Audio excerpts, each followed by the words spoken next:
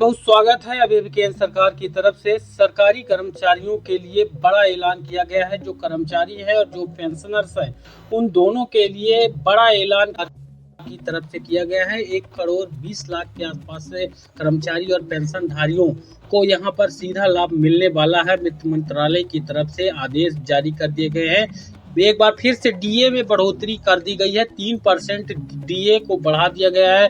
आदेश इसके लिए जारी किया गया है। कर्मचारियों को बड़ी खुशखबरी है। अब 3% डीए बढ़ने के बाद 55 + 3 58 यहाँ पर हो जाएगा और 58% डीए के हिसाब से आपकी सैलरी कितनी हो जाएगी, पेंशनधारियों की पेंशन में कितना इजाफा यहाँ पर होगा, कंप्लीट जानकारी आपको यहाँ पर दिखाएंगे। 3% बढ़ा डीए, दशहरा से पहले मोदी सरकार का बड़ा ऐलान, केंद्रीय कर्मचारियों के लिए बड़ी खुशखबरी है। केंद्र सरकार ने बुधवार को केंद्रीय कर्मचारियों और पेंशन भोगियों के लिए महंगाई भत्ता यानी कि डीए में 3% की बढ़ोतरी को मंजूरी दिया है। यह फैसला दशहरा और दिवाली जैसे त्योहारों से ठीक पहले आया है। इस बढ़ोतरी से लगभग 48 लाख कर्मचारी और 68 लाख पेंशन भोगियों को लाभ होगा। इसके साथ ही डीए की दर 55% से बढ़कर 58% हो गई है। यह बढ़ोतरी 1 जुलाई 2025 से लागू होगी। यह वृद्धि 1 जुलाई 2025 से प्रभावी होगी।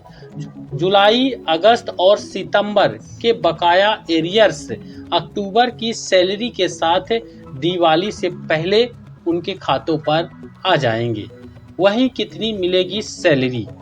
यह बढ़ोतरी सभी केंद्रीय सरकारी कर्मचारियों, पेंशनर्स और पारिवारिक पेंशनर्स को मिलेगी जो 7वें वेतन आयोग यानी कि 7th पे कमीशन के तहत आते हैं। 3% बढ़ोतरी के बाद कितनी बढ़ेगी सैलरी, इसको समझिए।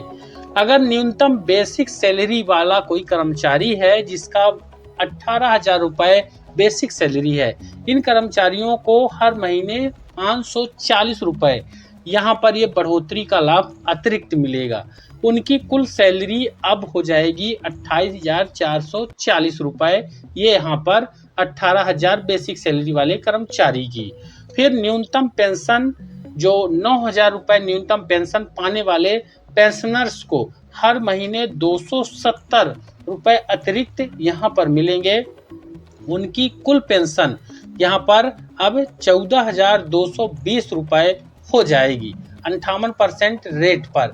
वहीं 3 महीने के एरियर्स यानी जुलाई सितंबर मिला करके कर्मचारियों को 2700 से 3600 रुपए तक का बोनस नुमा लाभ यहाँ पर मिलने।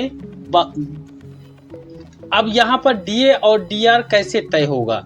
डीए और डीआर आपको बता दें कि केंद्रीय कर्मचारियों के महंगाई भत्ते यानी कि डीए, औद्योगिक श्रमिकों के उपभोक्ता मूल्य सूचकांक यानी कि CPI-IW के आधार पर तय किया जाता है।